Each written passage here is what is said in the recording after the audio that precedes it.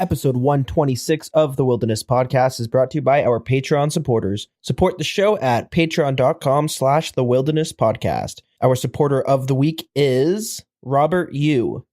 We're also brought to you by Audible. Get a free month and a free audiobook at audibletrial.com/wild.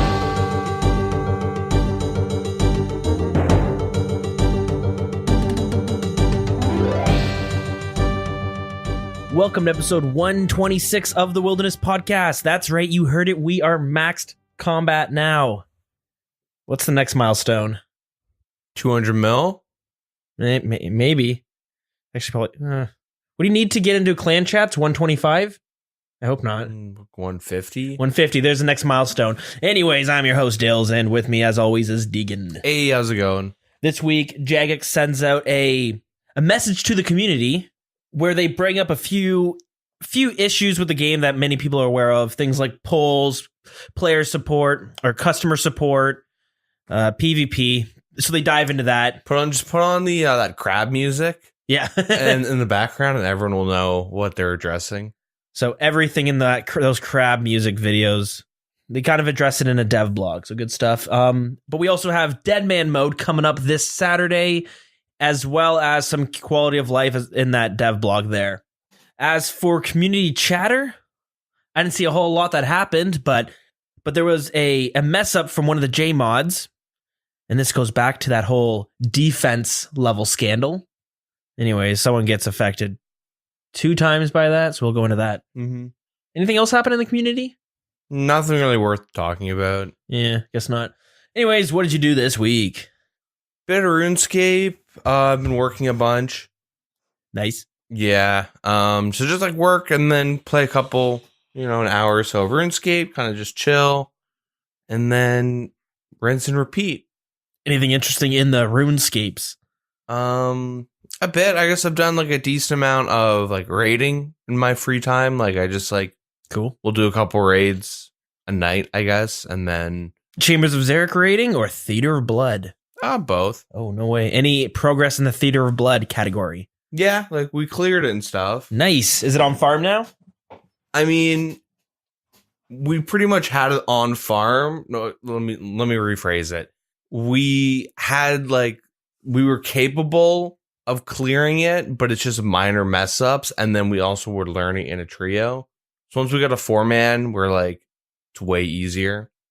Yeah. Is the 4-man that big of a difference? I imagine it would be, but yeah, it's hard to tell without actually having done it. Yeah, trio, you're really limiting yourself and all that stuff. But in 4-man, it's a lot easier. I was pretty comfortable with Theater of Blood for a while. We would just die just due to silly things happening within the raids itself. Finally, I was a little dry at Xeric's. And I got a duo dex, which was nice. And then doing a learner raid. And we got a 3-man ancestral split. Ooh, not bad. Which was nice because first item for one of the guys. Yeah. So that's pretty neat. So now I'm rocking max strength gear for Xeric's. It's pretty cool. Nice. Yeah. You looking at, not Theater of Blood. Are you looking at the Inferno this year? Yeah. You think you're going to be diving into that? Yeah, at some point. For Inferno, pretty much, I have 2 options if I want to keep doing PVM specific grinds and hold off on maxing. Say PVS? PVM, sorry, Okay. I was stifling a burp. I could grind, right now I could grind out a Kodai wand and full Justicar, and then get an arcane shield. And then start doing Inferno. Because if I do Inferno, I want to do it in Justicar. Okay. I think that's kind of the meta now, right? Kind of, yeah. Yeah, it's an option. If I want to do Theater of Blood, if I want to focus on that, what I would be doing is selling everything I have and rebuilding with a scythe. Another rebuild? I could. It's in I could do that right now if I wanted to. But I had some suspicions, which I don't know if you want to talk about now or during community chatter / throwback to Deagin soapbox. Oh, this is going back to like episode 20. Yeah, if you want me to go into one of those tangents, or like something like that I had suspicions of, and then like a theory about, and then it kind of was proven this week. Well, you can't tease it without going into detail now. Okay, so we'll go into it later then. Oh. No, so I don't really know how to like phrase it, but like it's kind of weird. So this is going way back to like day one of Theater of Blood, when we like, it was like me, you, and then a couple of my buddies were throwing attempts on it on day one. Yeah. I had this weird suspicion because Theater of Blood is like looked at on like such a big pedestal of like, dude, you got like 100 kill count of Theater of Blood. Whoa, dude. You know what I mean? Mm-hmm. It's like, I mean, the Inferno is still that pedestal because it is that hard, but Yeah. Theater of Blood, it seems close to it, even though it's not in difficulty. Yeah, I mean, yeah. You're helping me get my point across. There's like a oh, this guy does this kind of content, right? And then like from there, I wouldn't say like if you do Theater of Blood or have an Inferno cape, you're an elitist, but You're in the top 1%. Yeah, everyone who like is obsessed with that type of content and they really enjoy that type of play style typically are like a little bit of elitist, right? I'm not saying everyone who does it, but like that's where you start bumping into like the professionals. Yeah, like Oblivion clan mates, where like you ask a dumb question, they're gonna give you a dumb answer, And you're kicked. Yeah. So like I remember me thinking like, oh man, I can't wait to do Theater of Blood. That's super cool, right? Mhm. And then during my attempts, I had a lot of fun doing the attempts and all that. And then I stopped, one, because it was like killing my bank. But then two, I started to notice that like what I have enjoyment about it will soon be lost if like by kill count 50, I'm going to be really bored with Theater of Blood. You know what I mean? Just because you have it on farm, you can do it in autopilot mode. The fun like of the content is challenge, right? That's how I probably should have started off by this whole thing, right? Gotcha. Yep.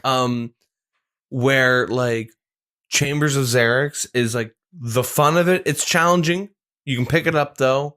You can get better. You can like learn how Ohm works, and you can kind of fiddle with mechanics and like tinker with, you know what I mean? Sure. Like, you can be like super sweaty and try hard with it and get enjoyment like that. But in general, like Chambers of Xeric is just like fun.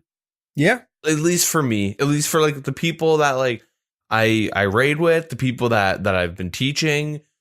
It's very like you can have a conversation while you do it. Oh yeah. You can joke around. Something bad happens, like you do a teleport and someone like messes up and they teleport you for 50, and you're like, ouch, but you kind of like laugh it off. Theater of Blood is very much like you talk about what's going on at that time, at that moment. You make a big mistake, man, it's okay, whatever. Well, we'll get past this. Yeah. You know what I mean? Like, oh, I accidentally spread fire to you in Xeric. Well, you'll just make a joke with the fire festival, or just say it was intentional, or a joke, whatever. And then you laugh about it, and then you deal with it. Continue what you're talking about. But like Theater of Blood, it's kind of like, is disdain the right word? There's kind of like, you fucking got me killed at this boss, man. Well, it's also much more punishing, right? Yeah. You mess up, and if you die or you get someone killed, for the rest of the raid, there's this weird undertone of like, nice, we only did it with 2 deaths. Yeah. Well, let me explain why I died quickly. You know what I mean? That type of a thing. I died because this person messed up. I mean, that's not like what's happened with me in my experience.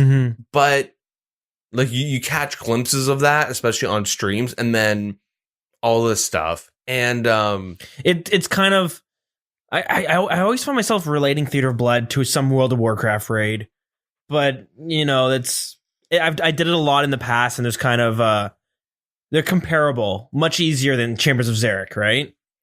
Even then, though, well, like I was in a pretty decent WoW guild up until battle against the devs, Battle for Azeroth, that killed all guilds. Oh, but, okay. The second you have like a raid on farm, you just joke like, you know, we're clearing heroics in a night, easy, and then you're having fun with your buddies. But like Theater, but the thing is, Theater of Blood, you don't get that. Yeah, I mean, you've seen that video? It's the World of Warcraft guild, and the guy's like, the raid leader is super aggro, and he's like, if you die, that's minus 10 DKP. Yeah, that's like an extreme, though. Yeah, but I mean, it's Theater of Blood has similar tones where you die, you're just like, no one's gonna call you out on it, but if you die a second time, you're gonna like, I don't think I'm gonna go in the next raid. I need a break. Well, like even then, it's like someone dies enough, and then it's like, just to clarify, are you taking a split from this? Yeah. Being like, you're not really helping us. You know what I mean? Are you taking a split from this? Or if one person isn't dying, then people are like, are you free for alling this? Like, because if you're probably gonna get the item. Are we expecting you to share it with us? Yeah. The pull to Theater of Blood is kind of like the challenge, but then also the money. Yeah. Definitely. And then Xeric's money's nice. The challenge is like it's fun, it's good. It's different, obviously, but like there's just like way more like of a lax atmosphere. It's because when you die, you die too many times, you start bringing down the team points. But really, it's not as bad as when you're bringing a learner on it, because you're like, we're still going to finish it. Doesn't matter if you die a bunch. We will still finish it with or without you, and it's not a big deal. Yeah, like me and my buddy typically will.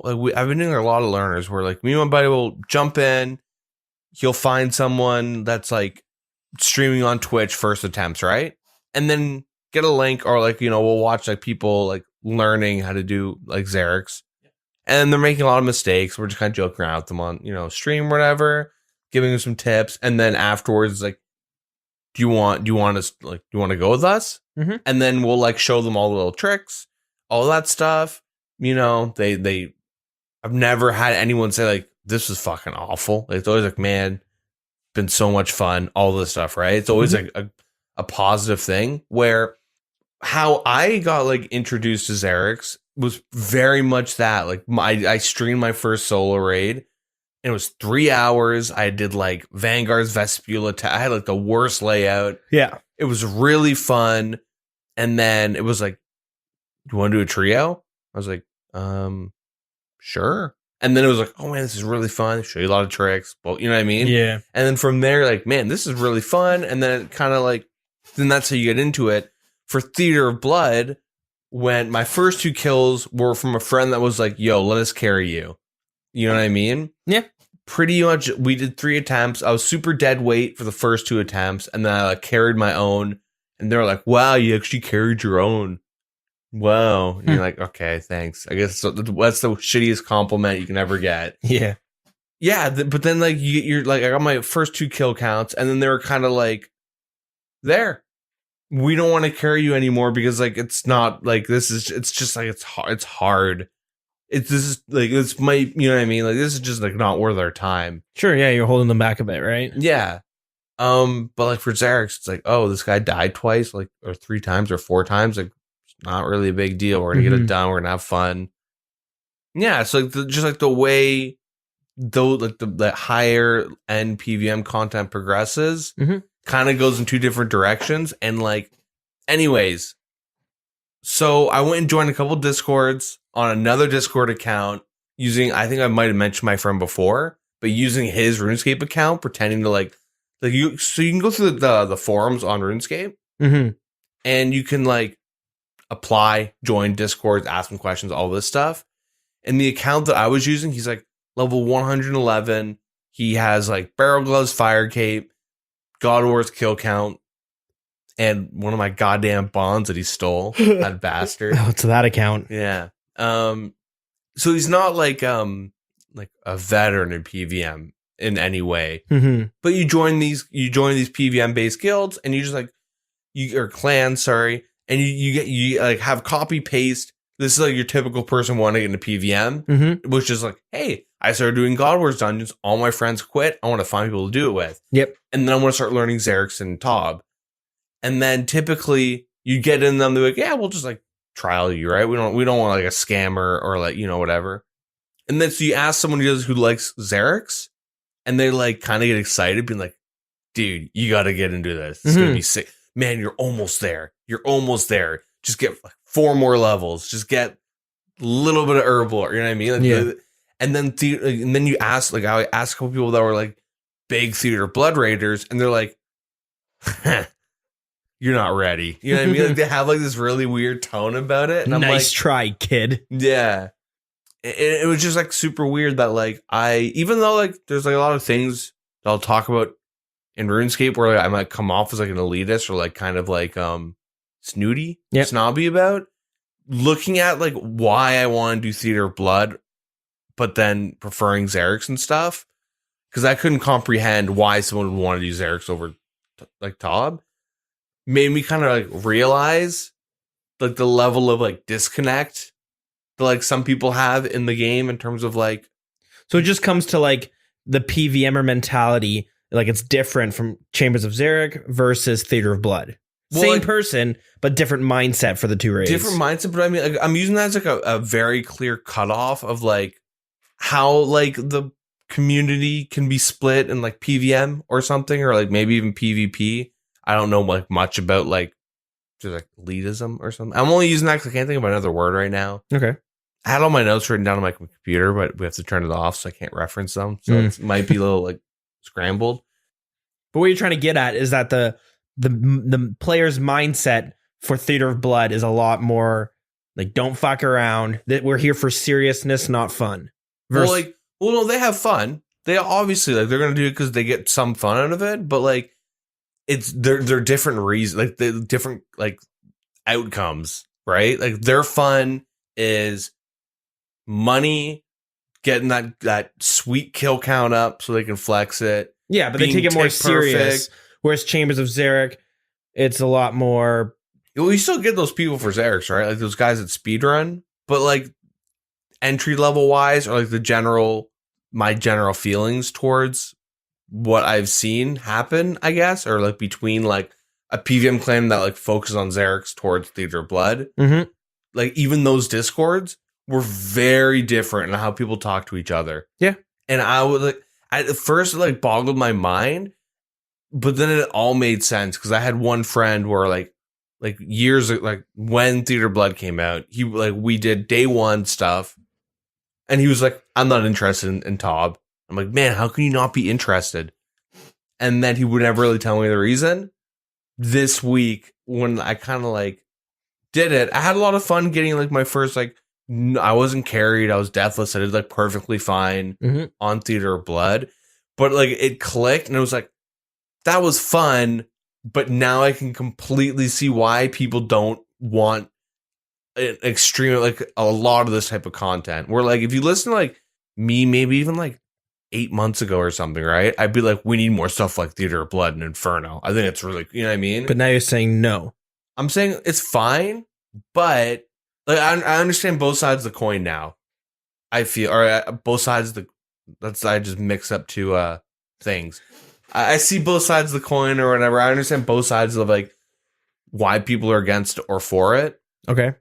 And it's just because like it harbors this like weird community. Like it just harbors like two different people just get different things out of that, which is fine. But Jagex can't just focus on one of them. But. Yeah, does that make any sense? Yeah, so just to wrap it up, and I'm generalizing it. I know there's outliers in either side of it, but it seems like the community in general for Chambers of Xeric is a lot more laid back versus Theater of Blood, where they're a lot more serious. Yeah. Okay. Makes sense. And I only bring this up because I started thinking, what do I want out of Gauntlet that's going to be coming out with Song of the Elves and all that update, right? The only difference is that's solo content, right? Exactly, though. So like the mindset kind of falls on you as the person. But whereas Theater of Blood, since you're interacting with others and you're in groups, you kind of fall into this mob mentality, I guess. But like think about bad word, but you know. But the main thing is that like, so we have Chambers of Xeric, which you can do like 1 to like 100 people, right? Sure. Doesn't matter raid size. Theater of Blood, you can do like 3 to 5, but you're probably gonna want to go for 4. That's more efficient. Blah blah blah. Gauntlet, you can only do as 1, and so like how they do Gauntlet, I think it's really important that they know who they're trying to make the Gauntlet geared towards, in terms of like, is it going to be super serious and super difficult and like a feat of strength if you can like get this many clears per hour or like points, whatever. Like, you know what I mean? Yeah. Or is it going to be like really laid back and chilled and like you can kind of just like chat with your buddies on Discord? You don't have to sit down. It's not like Inferno where you have to like, can't talk, got to flick, you know? Yeah. Because it's like, it's all on the player, but if someone's doing something on their own that they don't enjoy at all, like, you know what I mean? It kind of like push it like the next step of PVM content. I do think the Jagex needs to have, you need both. You can't just have raids like Chamber of Xeric, and you can't just have raids like Theater of Blood, because it is nice to have content where like you're in a group and you're like, all right, guys, let's be a little serious right now. Yeah. That is definitely appealing. And then Chambers of Xeric, also appealing, but two different ways. But like me as a person, I'm not one way or the other. I'm kind of like, depends how I'm feeling, right? Like sometimes I'm going to want to, sit down and take it serious. I want to be one of those like, okay, step out of the fire. Okay, change to ranged. All right, get ready to pray melee. And we need a tank. We need to, you know what I mean? It's kind of fun sometimes to be in that type of environment where it's like, it's a high risk, high reward. Yeah. But like, even then we're like, yeah, it's just super weird how more strict. Like you can do like Chambers of Xeric and like mage with the defender on, and it's like somewhat like, you know, I'll make a joke about it, right? I'll like poke fun, like, hey, nice defender you got there, haha. Kind of like, yeah, be good if you took it off while you're maging, but like it's not a big deal. But then like Theater of Blood, it's like, dude, get that. What the fuck are you doing, man? You're losing so much DPS. Just open up your equipment. Drop a brew. I don't give a fuck. You know what I mean? Like, what are you doing, man? Like, it's kind of like, keep in mind, that's not like my experience with Theater of Blood. It was just like, cool, I cleared it. Well, why? Like, it was fun, I guess, but I didn't really feel accomplished for getting like non-carried clear type. You know what I mean? Yeah, true. It was literally like, yeah, it was fun, but I kind of want to do Xeric's. Like, I literally like went and did a couple raids of like Xeric's and like, then I was talking to like my one buddy, and he was like, yeah, I agree. You know what I mean? Like, I can see where you're coming from that. So I thought it'd be worth talking about. I don't know. But that being said, yeah, it's pretty much what did you do this week? Right. My week. Per usual, school and a little bit of work, a little work, and Runescape and stuff like that, and some real life stuff that's not really fun. School's going good. School's been getting pretty busy. So if you don't, I'm in radio right now, and kind of the podcast kind of inspired that, because when I wanted to go back to school, wasn't sure what I wanted to do. So far, it feels like radio's the right choice. It's a lot of fun. Runescapes though, got a lot done. Well, I've been cracking away at those elite diaries. Let's just say. So I'm at 86 rune crafting, and I need 91. Mm-hmm. So I'm making progress there. And I'm also doing thieving when I'm able to actually focus. So I'm doing pyramid plunder because I kind of fucked up and didn't get my thieving up when the Ardy Nights was going on. Mm-hmm. But it kind of worked out. I got a Pharaoh Scepter the other day doing it. Huge. How much did that go for? It's like 7 mil, I think. I haven't sold it yet. But yeah, that was kind of wild. Like I was on my phone, right? And on your phone, everything's much more delayed, like my reaction, because it takes you a minute to be like, what the fuck is that? You got to hold down for a second. Yeah. So that was pretty nuts. So yeah, I'm doing some pyramid plunder still. And then I've been doing some bossing with some of the guys from the clan chat. Been doing some wilderness bosses. Those are like Callisto and Venenatus. Such laid back bosses. Yeah.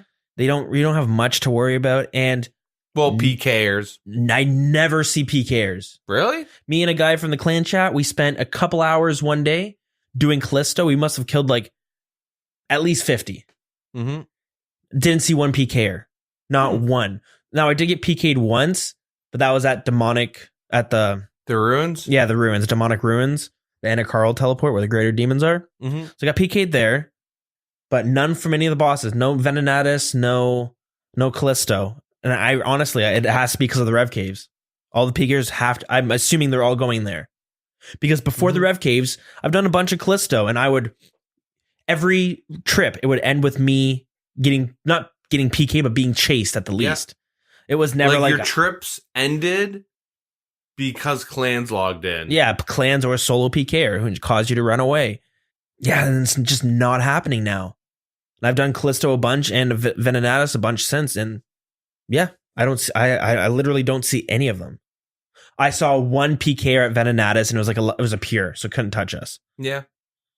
So it's that's interesting. I think a lot of it's because like if you ever actually try and PK at those bosses, you just sit there and hop, find a dude, you get like 100k, hop. Like it's really boring. Or you go to any Rev Cave world and you just kill like everything you see there. Yeah. So that's it. That has to be it. PKers have to be going to Rev Caves instead. Which, is that a problem? I don't know. Problem in the sense, like, is that healthy for PvP? So, depends how you look at it, right? Whenever you say so like that, I'm just like, oh, I open up a can of worms, didn't I? Well, here we go. It defeats the purpose of Callisto, Venenatis, Vedian. It defeats the purpose of those bosses because those bosses came in as an answer to Wilderness Rejuvenation. Yeah, that was the first rejuvenation, right? They've done it twice. Even with the skilling resource area, that was another way to bring in Wilderness Rejuvenation. And then this goes back this is going back when Rev Caves first came in. Yeah.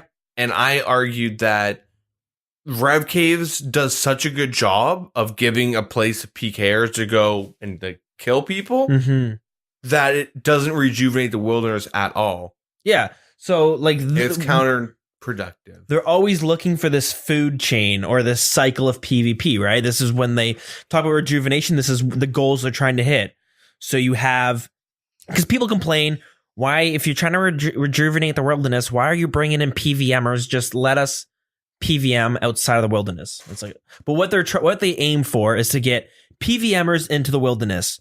This causes PKers to PK them, but then it causes clans to PK the PKers. Yeah. And then it has this circle. Well, it's not even really a circle, but a food chain of like the very bottom is the PVMer and skillers, but there's supposed to be PKers and then PKers PKing those guys. Yeah. So that's their the environment they're looking for. It's like fish, seals, and then orcas. Yeah. You know what I mean? Like, yeah, exactly. Like, the thing is, like, the one thing I always brought up was that PKers don't want the wilderness to be active.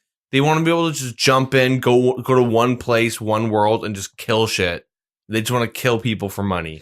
It depends, right? There are definitely PKers who are like, I would rather fight a PKer. Like a lot of people, me included. Even then, yeah, it's the same spot though, right? Like if you could, when you go for a PK trip, you want to go somewhere and just find someone or something to, right? To kill. Yeah. You want to find a player to like actually kill. And they were like, this is too inconvenient to go into the wilderness, which is supposed to be barren wasteland type thing. Mm-hmm. And it like, honestly, it was annoying to go with my buddies and hop through 30 worlds at Vedian only for like them to mess up their TB, or I mess up a TB, or the person that we're killing is like, they know the right answer, right? Like they're solo Vedian solo Venenatis. Well, they just like run east into singles and then they go south. And you're like, shit. Mm-hmm. Well, now who has the best chance to kill him? Go after them. We'll tag the dragons that he runs by. Yeah. And that's what the game plan turns into. Where like they're trying to bring it back to the old days of RuneScape, where like when I was playing back in 2005, I loved PKing, and it was a lot different than how PKing is now. And that's kind of like I want to get back into PKing, but only because I want to do what I did before, but you can't do that anymore, which was you and like 4 friends, maybe even less. You go into the deep wilderness and you don't really world hop that much. You wander. You kind of have this little circle you go around, and then you bump into like maybe a PVMer, maybe a PKer. But what happened eventually is your team of 5 guys would bump into another team of like 6 or 7 guys. And then it became like a fight, and you guys all just kind of faced each other. Whereas now it seems to happen only within the Revenant caves. Yeah. Well, this is actually, I don't know if you remember this, but I remember this because this is like core nostalgic wilderness where you were like, yo, I'm going to go my pure. And I met this guy in my pure, and he's got full rune, and he wants to go PK with me. I think I'm gonna just bring him out to like Wilderness 40 and kill him. And I remember being like, dude, and I remember sitting like at our house watching, and then you and this guy in full, well, he like rune chain body and stuff, but you were like a low level pure. He was just like a noob, and you're like, dude, I want to kill him. I want to kill him so badly. But and then he ends up attacking you at like I remember 40, this one, yeah. and then you killed them. You had fucking sardines for Yeah, food. sardines and trout. Yeah, but you're like, it was like Lie to Me, that like British game show. Okay. Splitter Steel. Yeah, okay. Yeah, you know what I mean? Where it's like, are we gonna like find someone, or are we gonna backstab you? But it's like that whole like interaction of like you're in the wilderness. It's like some movie type shit. Mm-hmm. And then that was like what people wanted in the wilderness, but the people that argued for like we need to rejuvenate the wilderness, they didn't actually want that. They kind of just like lied about it, right? Sure. What they wanted was Rev Caves, and they got it, which is, it's whatever, you know, easy money for everyone, gold for all. Yeah. When like it's a win-win-win. Jagex wins because people now have a place to go PK. The PVMers win because you make a lot of money. Yeah. Like, I was making average of like, even taking out the like 16 mil emblem, close to like 2 mil an hour. Yeah, it's good money. It's good money. And then the PKers can just, you can solo PK by, you know, you kill revs. Oh, look, there's a dude. Let me just quickly try and rush him. You can go in little groups.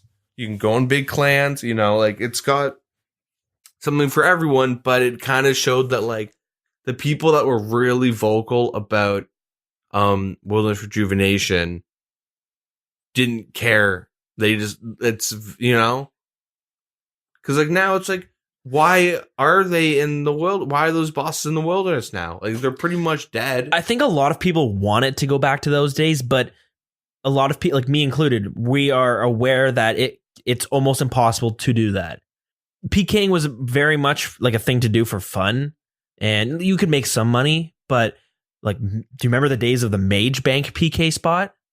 Yeah. Always people there. Like if you want to solo PK, you could do it in teams, but it was a solo area, right? Mm-hmm. So you could also solo PK. You had to be a high level, like 120 is where those is who is going to be fighting there. And I remember I had a buddy, like I PK with him. I'd be like level 113, he'd be 125 or something. And he spent all the time in the Mage Bank. And I would go with him, and then you're getting into these like fights, and it's like a 1v1, and you can't escape because you've both been teleblocked. So it's just a fight to the death. But really, there's no reason to be PKing there. Yeah. People did it because you'd find the odd person running there to the Mage Bank. Or to do Mage Arena. Yeah. But it also became the thing that Jagex wants, where PKers go there to fight because that's where other PKers are. But the PKers kind of don't remember why they came here in the first place. They're just there now. And everyone just kind of agrees, this is where we're going to fight. And you can get some big loot here because these are high levels who are bringing the top, not the top, but still the top PK gear. Yeah. But that's been lost, right? Well, the people that really wanted to just PK like other PKers, you know what they do? They go to PvP worlds and they fight other people that are Scald. You go to Edgeville Risk, you go Risk at Edgeville, you go High Risk at GE, or you just find random people to rush. Or you sit at the Varrock telly spot waiting for some dude to accidentally telly in that thought they're in a non-PvP world. Yeah. Or you go fight the like it's kind of like that's where the old school feeling was. Where like, hey, you're in this part of the PvP world in like the Varrock loosely based area at Varrock to Edgeville. Mm-hmm. These are the kind of like the rules we're gonna use here. You're allowed to like NH Tribrid. Like, why not? You know?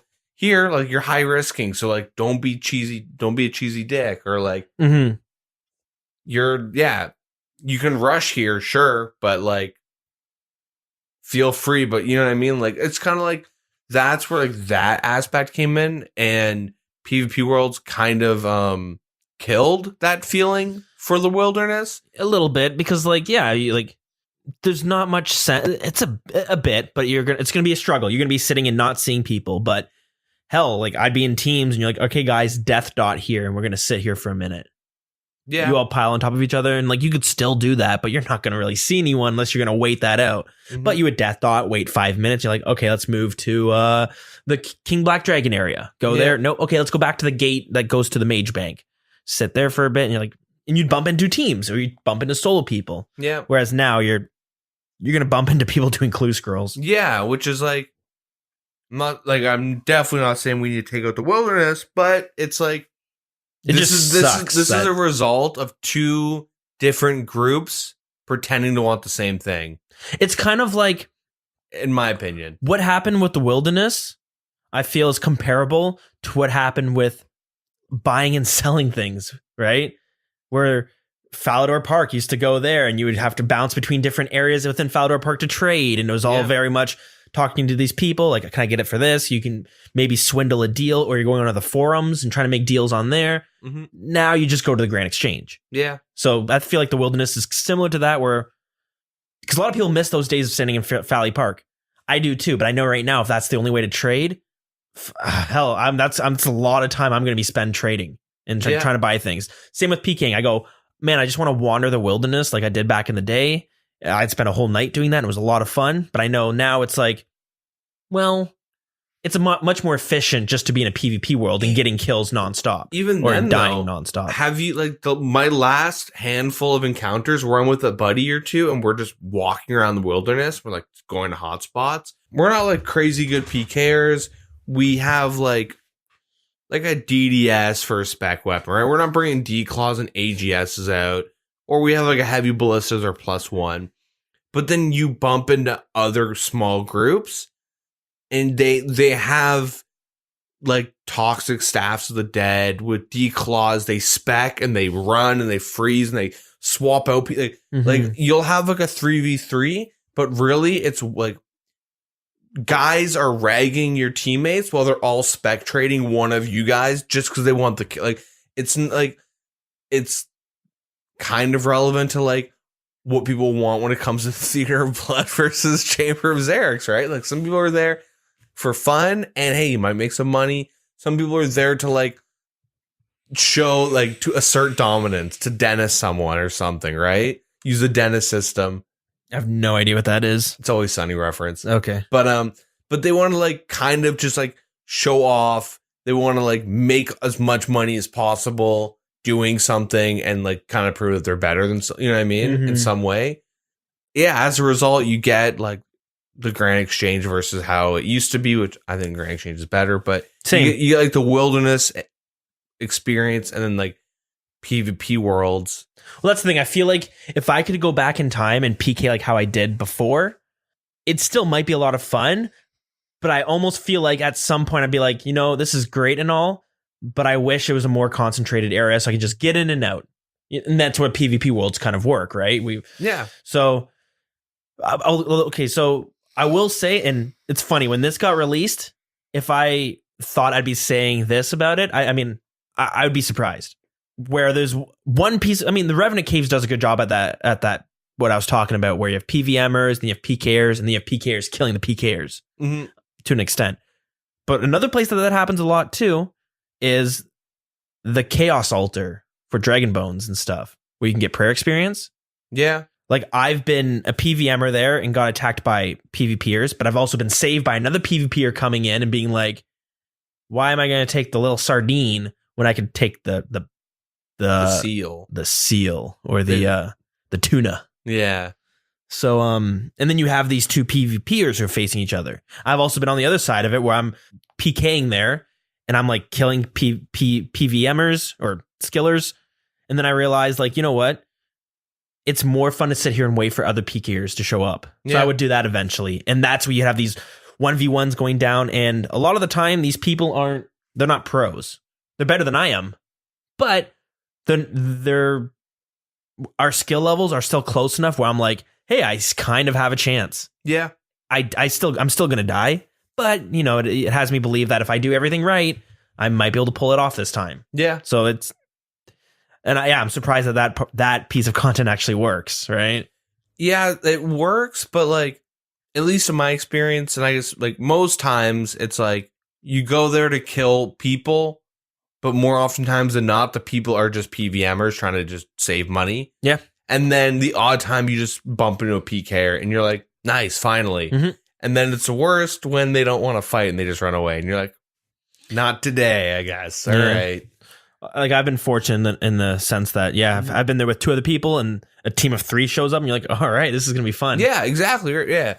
And it is fun, especially if it's like an honest fight when they're not trying to just like spam spec one person to make them die. And like, hey, let's just use 6 declaw specs in total. Mm-hmm. Even though he's still praying melee, we're just gonna, true story, we're just gonna dump all of our specs and then run because he's not dead.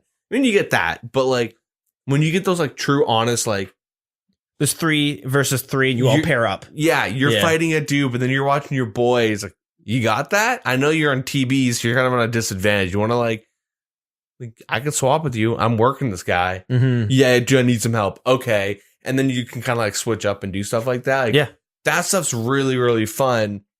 So bring arenas, Jagex. I'm kidding. But like, I would love arenas. Yeah, that'd be pretty dope. That's a conversation for another day, though. Yeah. That about wraps up my week, though. I mean, I got a Bandos chest plate. I didn't, but someone else did in the Bandos when I was doing. Just got to pepper that one in there. Nice. So it's been a lucky week for me. So here's the thing with God War. No, I'm kidding. When they created God Wars, what they really should have done. Yeah. Anyways, shall we jump into that news? Yeah.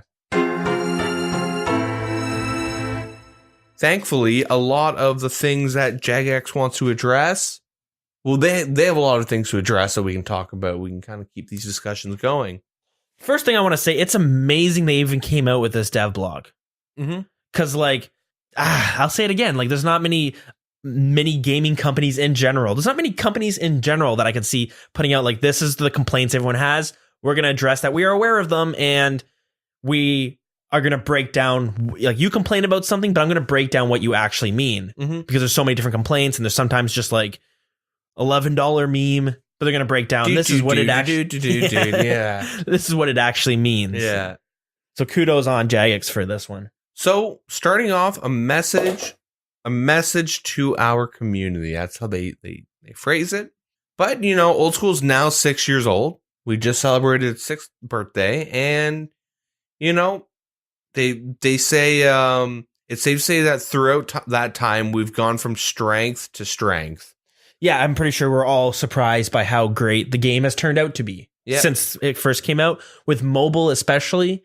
Like, who could have anticipated that it was this big, right? I was like, it's not, I was like downplaying it, but like mobile has had a crazy effect on this game. Yeah, like, definitely. Like huge. It's gonna, I think mobile will be like the main reason why like this game will be around for so long. Yeah. I mean, RuneScape's a very special game. It's not the greatest graphics. It's grindy as all hell. So you have a lot of different people who play it. The average person, like, there's a lot of people who might be like interested in RuneScape or they used to play it, but now they have kids, they have a job. They don't, like, I don't have time to sit on a computer and be isolated from my wife and kids while I play this game. But now with mobile, they're like, shit, my girlfriend's watching The Bachelor. I can pull this out and watch it next to them. The kids are watching Baby Shark songs on the TV. Peppa Pig or something. Yeah. Or you bring them to the park and you're like, I'm going to pull this out. And they're missing. Yeah. Where'd they go? This is going to be a big XP loss. Yeah. There are some topics that they want to talk about, and let's open up the dialogue for some resolutions. I'm paraphrasing what they're saying, but that's pretty much what they're talking about. Yeah, they're saying like the game's been so strong, but they can't lose sight of the things they need to work on. Yeah. The first thing is player support and account security. Wow. That's a biggin.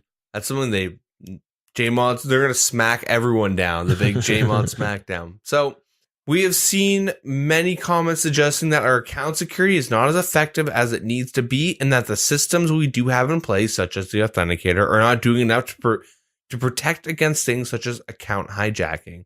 There is frustration at the lack of lost items policy, out of the extreme, but like in general, and account recovery difficulties that people encounter. Yeah, okay, fair. So my main worries are a lot of times when people get hacked, it's really their fault and they just blame Jagex. And It's tough. The thing is that they like will compare like, well, look at Blizzard. But the thing is that you can't compare the two. You can't not even like game like company size and stuff like that. Not even that into effect. The way the economies work, the solutions have to be very different. Or like if you get hacked in WoW and they sell all your items to a vendor, they take all your gold, they turn your account into a herblore mining farmer, and you get your account back. You just send them a message. They just restore everything back, and then you keep the herbs and shit that the bot. Yeah. When I was a kid playing Cataclysm, and I would get bored of the game, I would accept those emails from Bilzard, and I would get my account fish on purpose, and then come back like 3 months later, and I have like a bunch of free gold. Yeah, and then you message Blizzard, we'll restore your things because you can't sell your items. Yeah. The value of an item is like the achievement. Yeah, you have to get it yourself. You're an Iron Man, but there's some things you can trade and buy. Yeah, but you have to like do like raids and stuff to get the good gear. Yeah, all that stuff. And like the aftermath of the way Blizzard does it is like the state the game's in, where players have so much gold they won't ever leave their server because the game can't handle them. Like, true story. I had a guy in my one guild who was on another server. I'm like, dude, just fucking come to our server. And he's like, dude, I have so much gold that Blizzard won't let me take it all, and I have to split it across all my accounts. Like, imagine that in like Jagex, where like if there were servers, but like if you had a max cash stack, you couldn't even bring it all to another server. Yeah, okay. Like, imagine that concept where like, but what do you buy? Yeah, you can't buy anything because everything valuable is obtained through untradables. So that's why the games are too different. Like, you can never restore it. If I'm not I'd have to go back and look at the story. But the Archer rings in RuneScape 3, right? Yeah. They restored it on someone's account. They accidentally gave him too much. One guy single-handedly crashed the economy of Archer rings. Yeah. They went from being like 3 mil down to like 25K in one day. Yeah, and there's extreme abuses that can happen in RuneScape and that do happen in Blizzard. And the thing is, too, if it becomes like just common that if you get hacked and lose your items, that they'll restore it, you better believe there's so many people going to exploit that. Oh, yeah. So many. You just can't. Everything will like inflate and crack. Like T-bows will be coming in like as if they were spawning outside of the farming guild or something. You know, like the rate on like certain items would be just because you can't like just track even, you know what I mean? Like there's always going to be extreme. I mean, there are ways to actually exploit the Grand Exchange and make a fuck ton of money and dupe items and stuff, which I'm not going to talk about because it's bad, and they do catch most of the people that do it and ban them. So anyway, I don't think we'll ever get to the point where you can just like, I got hacked or scammed, they'll replace it. I don't think that'll ever happen. I don't think it should ever happen. It sucks. Your account gets hacked and you lose all your items. It sucks. Untradables like pets and stuff like that, like agility squirrel guy. Oh yeah, give it back. You know, that type of stuff. I totally get. Untradables, yeah, sure. Return those items. That's totally cool. But even like when it comes to account security, the way they have to deal with it, in my opinion, is like Twitch. Stop letting these accounts go wild, saying Wooks is quitting. Eight different. It's channels. Tough though. Like, you know what I mean? Like with RuneScape specifically, you need to hire a guy on Twitch to sit there refreshing the page for RuneScape because it's like whack-a-mole. Or they have like an automated system where like they're banning these accounts that are being view botted and like they're clearly scams. But a lot of like the types of scams that you like the phishing methods are like go to this fake forum, go to this YouTube video, right? Yeah. Like a lot of it is taken off of like Jagex's within their reach, just outside their reach, I guess is the right way to say it.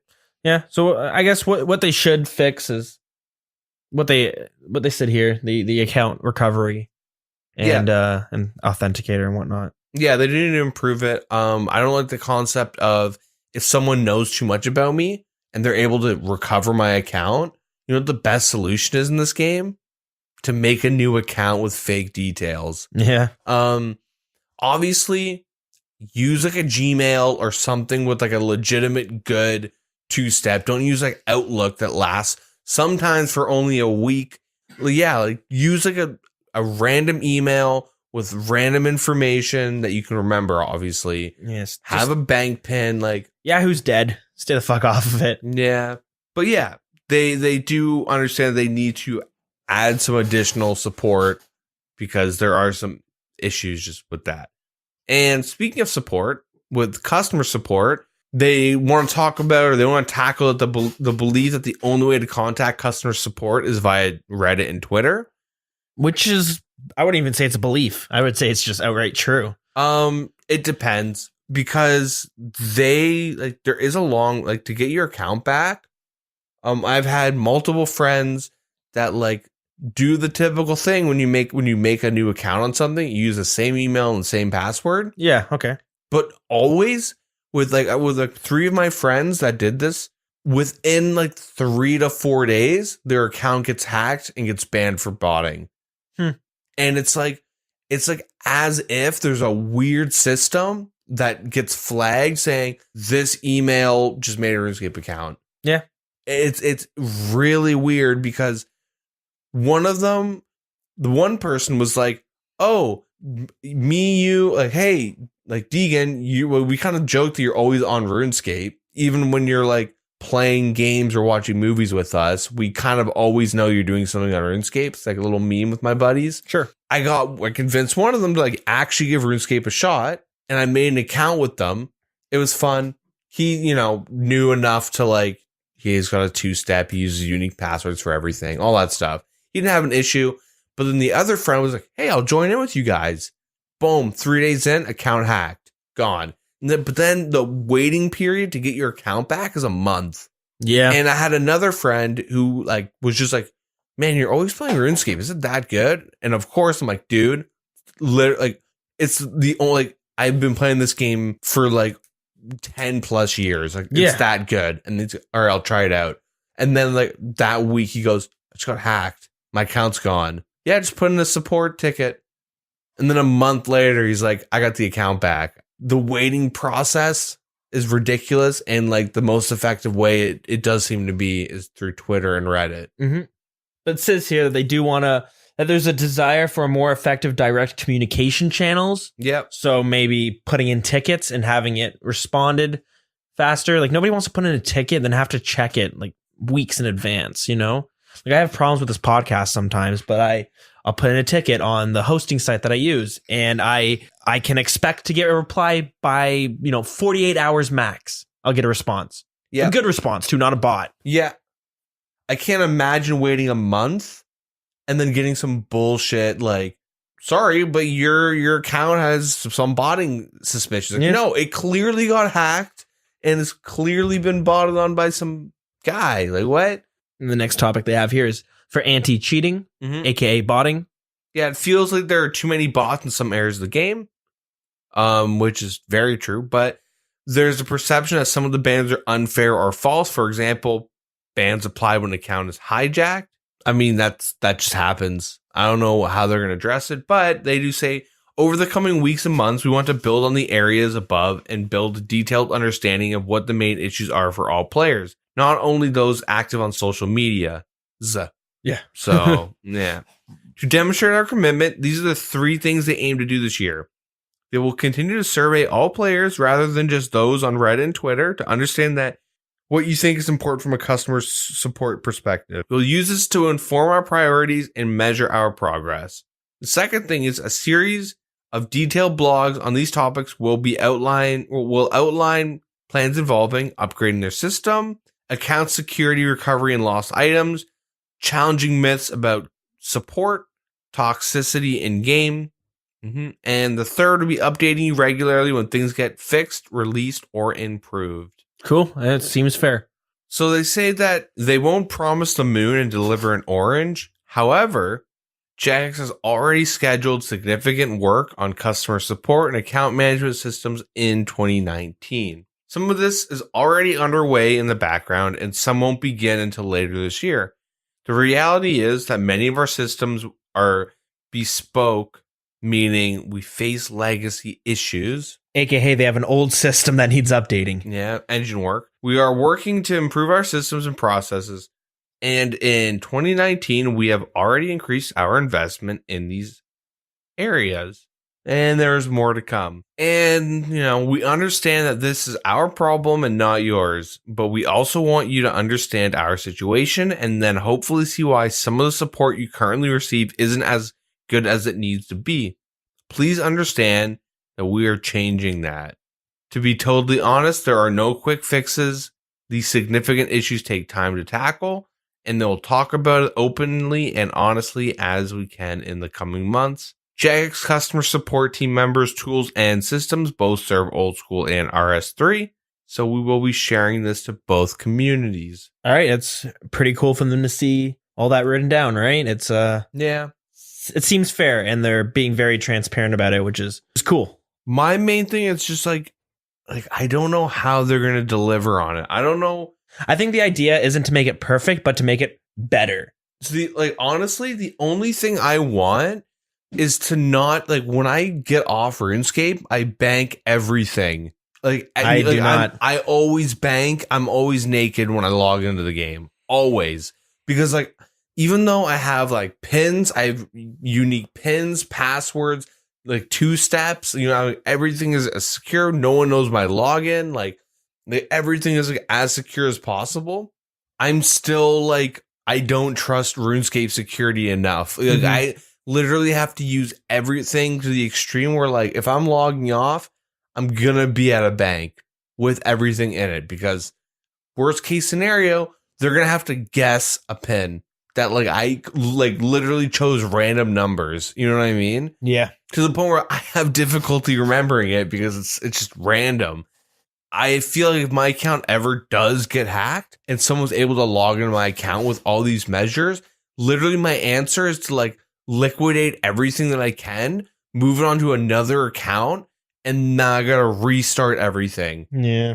Let's be real. If someone logged into my account and actually hacked me and just whatever, I would just probably real world trade the rest of my shit, get banned, and start an Iron Man. I was just gonna say, yeah, it's Iron Man time. Actually though, that's my, if I lose everything or I lose something and my account's been compromised, I already know what I'm gonna do, because there's no other solution. Mm-hmm. Because I have friends that have been hacked 8-9 times. I'm not the accounts get straight up recovered because some childhood friend or someone just knows, you know what I mean? Or maybe they leak too much on stream, or maybe they did something and someone's able to get in and they're like, no, it's okay. And then boom, they get they are constantly in a rebuild because people are constantly logging in and hacking. And I'm like, dude, that's such a messed up concept. That's the one thing I want Jagex to actually take away is the ability to truly have a secure account, or to at least a reliable way to re-secure the account. Yeah, we need a system that's not based on obscurity, pretty much, is what I'm saying. Which is fair. Anyways, on to the next thing, which is fixing old content. We are frequently asked to place less focus on new content and instead concentrate more on existing content. Player activity data proves that new content is a big driver for the community, but nonetheless, we strongly agree that older content needs some more attention. Work has already been moving in that direction. Although January kicked off with the Cables expansion, most of the updates since have been concentrated on existing content, such as Chambers of Xeric, some features to the permanent Deadman world, and, March. Yeah. Quality of life stuff. Or February, but, or it was. Yeah. March is when we finished up with the quality of life. I mean, we're still getting some trickling in, but, Yeah. Moving forward, though, we definitely feel there's more to be done, especially in regard to neglected content. In particular, players have provided numerous suggestions for rebalancing older weapons so that more weapons have more useful niches, updates to various minigames. Over the past few months, we have been adding new developers to Oldschool, and you can expect to see their impact on the game soon. These differences will become more obvious through April, both in our communications and our updates. So it's kind of a tricky one. Some content definitely needs to be revisited, but you're not going to, I don't know. I don't know if their intention is to make every piece of content useful to some. And when they're talking about weapons, I'm totally okay with some weapons being useless. Everything doesn't need to fit in some category, only because like that's kind of what makes RuneScape cool, where like I stumble across some weapon that nobody uses and I'm like, holy shit, I forgot this was a thing. Yeah. Which is kind of, I don't know, it's kind of fun, right? Yeah. I'm not too sure what they mean by rebalancing old weapons. Like, I don't... Like, I think they're like, well, in some instances, a dragon longsword should be better than a dragon scimitar. Or like a rune badlack should be better than a rune scimitar in some instances, which is like, I get it, you know, through that part of the game, you're kind of using bronze to dragon scimitars to train. Yeah. I don't see what the problem is with that, though. Maybe some people just missed the... This is a whole nostalgia episode, but miss the days of like, I'm training with a dragon dagger because I just have one. I mean, I did that when I first got my dragon dagger. Hell, I was so pumped to use it. Yeah. And dragon longsword, I'm like blasting that thing out. But eventually you learn that the dragon scimitar is the best. And you're like, whatever. Okay, it is what it is. But it's just like, you can look at RuneScape as a spreadsheet and you want to min-max, right? Yeah. And that shouldn't be up to Jagex. Like, if I want to sit there and only use a dragon scimitar because I know that's the best, I can't be upset that I want to use a dragon scimitar because it's the best. You know, some people you'll see people in this game that we call cute noobs or units or something, right? Mm-hmm. Training with dragon longswords. They have like ridiculous outfits that like aren't optimal. And it's kind of like, oh, look at that cute noob. But it's like they're having fun doing what they're doing. They don't look at RuneScape as a spreadsheet like a lot of us do. And it shouldn't be up to Jagex to like treat people who want to min-max that way. Like, you know what I mean? Like, I get it. The only thing I could see is maybe bringing the dragon longsword a little bit closer to the dragon scimitar, not so that it's better in some situations, but maybe so that if you are training with it, you're not going to be punished at a disadvantage. You know what I'm saying? Yeah, but then you get someone who goes like, well, then what's Monkey Madness should be a rite of passage to get the best experience. You know what I mean? Like, there's always going to be that shithead that's like, I'm using a spreadsheet. I should be rewarded for it at all times. I should, like, I get it. Like, RuneScape, like, knowledge is power in life, but also in, like, RuneScape, where it's like, you spend the time going on the wiki and you find out that, like, hey, this longsword I've been using, I can actually just do Monkey Madness in a scimitar. That's cool. Mm-hmm. But then you can't be like, Jagex, can you make it so like the badlax is better in these instances? And just like, because I enjoy looking at the information, min-maxing. Some people don't care, right? Yeah. And they get like ridiculed to it, generally in an innocent way, or you get help. It's not like, okay, well, Neve's Cave back in the day, people got bullied into getting barrel gloves. You know what I mean? You saw a guy in like level 125 with combat bracelet. He's getting ripped into. You know what I mean? Which, I mean, get your goddamn barrel gloves. Yeah. But like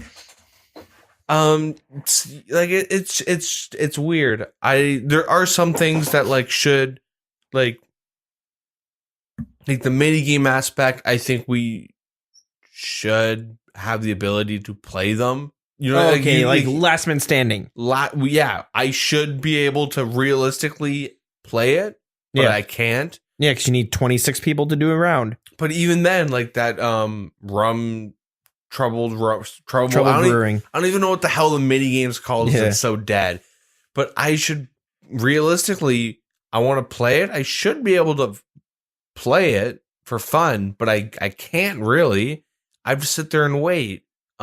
I'm thankful enough that I enjoy doing Barbarian Assault, and it's really good. And you can do it for a diary. Like, I'm thankful, like, when I get that mood to do a quick run or have someone leave right before the queen because they got their points. What would you say about adding, not to every minigame, but adding a pet to some minigames, like trouble brewing? What would you do? What's your opinion on if they added, let's say, a pet monkey that you could get? That doesn't, like, fix the issue, though. But it would bring some more people to wanting to try it, and some people would have fun playing it. We might be rehashing like the same discussion. Is it bringing the right people? As long as it doesn't matter though. Like, it's dead at this point. Don't you just want to bring people? But like, if you're there for the wrong reasons. But like, Castle Wars, if you took out some of those rewards that you get from it, you'd lose a big chunk of people playing it. And then I just wouldn't play it. Now I can play right now because there are peers there grinding out the headbands and stuff. And AFKing, no. Well, but still, like because they hate it, but they just want an item. Like they're there for the wrong reason. But there are people who are going to be playing it, which means like, oh, I can actually play it. Whereas if they didn't add those in, it would just be dead. And you might get a couple people playing. Look at the free to play Castle Wars. Yeah, I can't believe it's dead. I'm shocked, but it is because I guess. Well, it's just because Rune's too good. And it's also the fact that, like, a level, like on release, I was part of the issue. We are the problem because 120, level 70s are sitting there having fun, and then 120s coming in like, all right, boys, let's do this. Hey, my protection prayers are off, and I'm just going to walk the flag back and forth. Yeah. Let's just walk it out, baby. Like, yeah, of course. A lot of these, it's super weird because it's like, hey, Jagex, thanks for giving the community the game to the community. Like the community has all the power, but you also gotta fix us. You know what I mean? Yeah, I think it's just a problem. It's too many demographics in the game. But like the whole like bringing the wrong people to the mini game. It's like if people are there just for a pet, they're gonna scare off the people that are there for fun, and those are the people that do like the competitive Castle Wars community where they just kind of sit there and play. They were like, okay, they're competitive, but they do it because they love it, right? Yeah, but the thing is like I joined their Discord because I was like, I want to get in and like see what's up. There's not many people who do it. There's like 10 people into that scene. Yeah. Which is like, okay, it's kind of cool, but I was expecting like way bigger events and stuff. And I tried to sign up to an event and it was like kind of a pain in the ass. Yeah. Because they already had like established teams and shit. Yeah. And you're just like, you can't have just a random. You need to, do you know someone? Yeah. But like, that's kind of like that's kind of like a result of like what you know what I mean? Yeah. Or like the people that really do enjoy something, they kind of have to keep it alive as long as they can. At some point, they have to build walls, Yeah. Well, I guess. But I'm not. It's hard to say really what they mean. I guess we'll find out in the future, right? When they figure out what piece of content they're actually gonna give some TLC to, some tender love and care. Not to sound pessimistic, but I feel like it won't ever be enough. Well, like, should it be though? Like, why focus all these assets into past content when you're just kind of make it so it's good enough? Like Last Man Standing, make it so that 4 people could start a game if they wanted to. Yeah. And to me, I'm like, that's good enough. I don't think you'll ever get it to being super popular, and might take too much work and too many.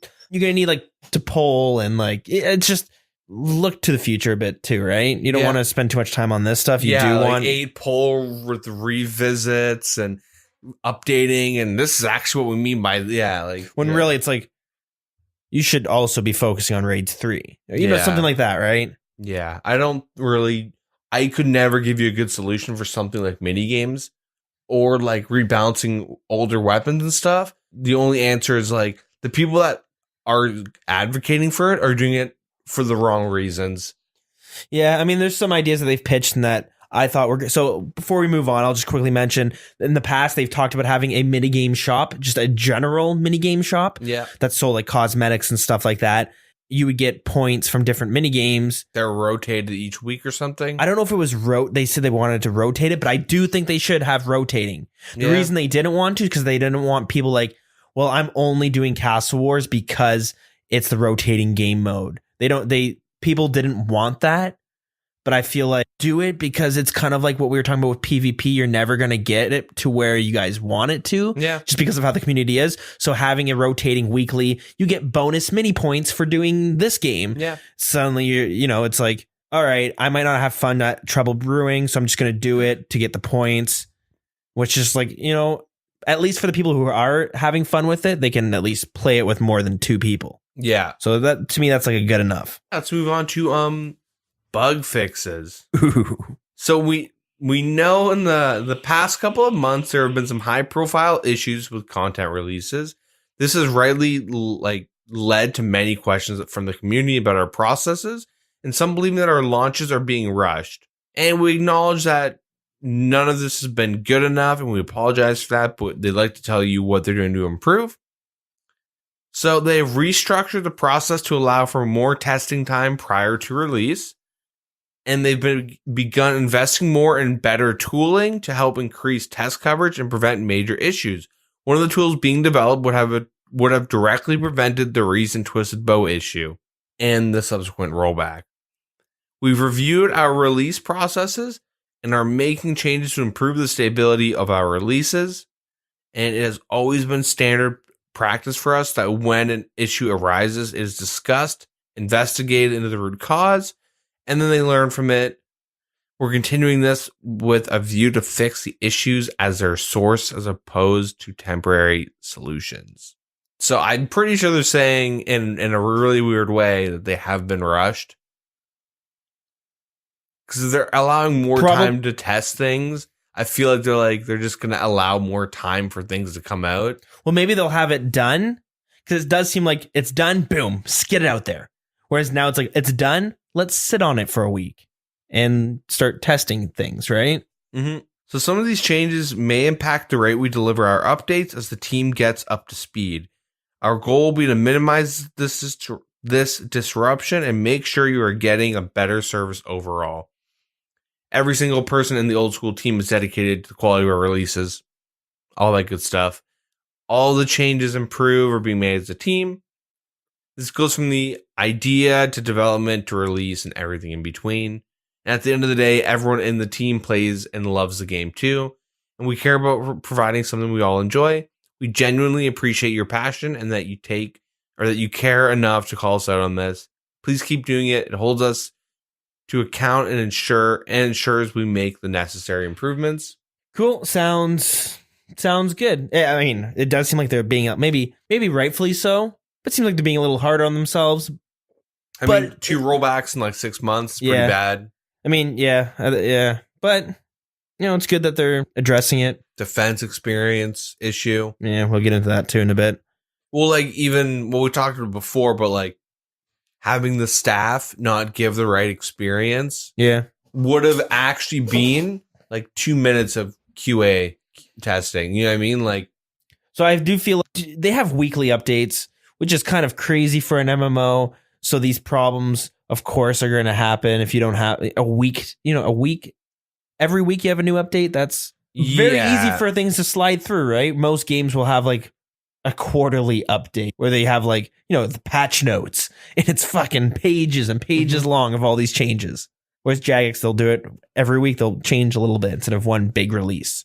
But if they're willing to do that, they do need to like understand that they can't just like, all right, update done and live game. It's announced in the game. All right, guys, let's go home. Yeah. Yeah, no, it makes sense. And it's good on them to be addressing it. Yeah. And next we have polling. Deagin's just getting hydrated, so I'll take this one. We've all seen your request to hide poll results. We polled it previously, and we've discussed it on live streams before. The truth is that we think there's more to address with the polling system than simply hiding the poll results. It's important for us to understand why you want the poll results hidden and what you think it would solve. To do that, we need to understand how you feel about polling in its entirety, rather than making changes without understanding the roots of the problem. Polling is a very important factor in what makes Old School RuneScape the game it is. However, a small percentage of players are actually voting. I mean, if you look at the polls, it's what, like 5 to 20,000. I want to say it's like 5,000 people are voting. It's like 30-ish. Yeah, it's like 30,000 people vote versus there's 100,000 players on at any given time. Yep. Let alone people are coming on in a week, right? How many unique plays you have coming on during that whole entire week? Yep. A lot more, right? So they want to know, why are players not voting? Are they unaware of the polls, or do they just not care enough? Are they not invested, or do they not trust their opinion enough? And they say, I'm going to leave it to the high level people because I might vote for something and be ignorant on what it's going to cause. Mm-hmm. Real talk. I'll open up the polls, see if if the majority of the things are 90, or like, you know what I mean? If it's just like a blowout of like what the percentages are, I just like, there's no point. Mm-hmm. Like I'm very like bad about that.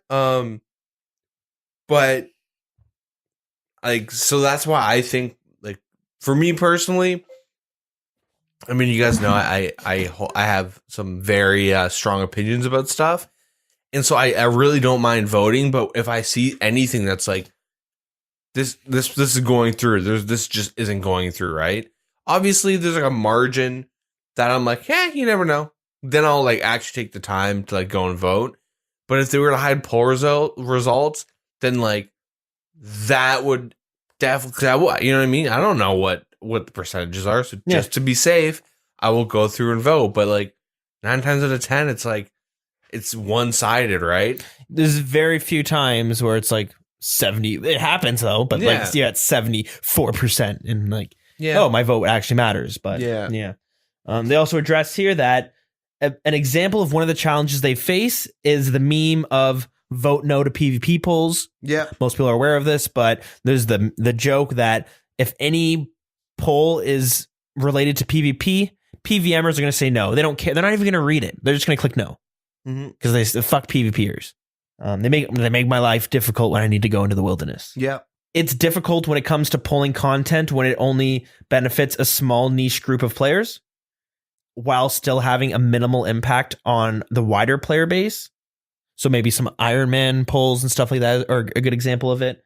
But before they can actually tackle how they can resolve this problem, they need to establish what we as the community actually think about a poll that has nothing to do with us, but won't affect us either, right? Like the corp having, like Iron Man having their own corp room. Yeah. Right? And you know, it doesn't really matter to me. I have my opinions, but it's not affecting me whether it's in or it's not for the most part. And they also want to know, are you happy with what are you happy about the polls right now? Or, you know, is there a better way of actually doing it in general?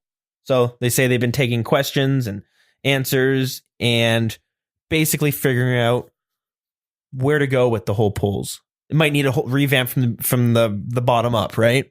Well, the issue is just how it is where people don't, a very small group of people that like vote in the game are doing it for the longevity of the game. We talked about when like 6 hour splashing was a thing. Nobody wanted that out of the game. Yeah, there's polls. So yeah, you could splash. So you could cast a spell on a rat, and then if you have full like armor on, you're always gonna miss, so it's gonna splash. But with magic, you still get experience for splashing. And what happened was you could splash, and you're not taking damage from rats either because they're such low levels. But you could splash for 6 hours before the systems actually kicked you out. Yeah, that people were getting like magic was like devalued. The joke, like it was so bad that like people, like the memes that were on the subreddit at the time was like the magic cape was like replaced with Magikarp. Yeah, the symbol would be Magikarp because everyone, and then even like people like Max Combat was from people AFK Guthans for 6 hours in NMZ. Yeah. Now it's 20 minutes because just the way they had to change it all. But when they did the update, or they did like they polled what people wanted, and at the time everyone was like, "No, keep the shit in." Yeah, that's the thing. They failed all of them. And then they came with a game integrity dev blog, and they're like, "No, we're removing this. That was a test, and you guys failed." Yeah. So like Jagex has to know that when they release a poll, which why it frustrates me, the way they word some of the things is that they word it so people just vote with what they want out of the update. Like how am I gonna benefit from this? And they like sometimes they vote for stuff that's like, you know, that's what they want people to vote yes. You can just tell because it's like I don't know if the average person really cares about like the game enough, or like if they had like a poll. Or like you know, Twitter versus Twitlonger, you can click, you know, sweat Twitlonger, and it's like this novel on like some person's thought.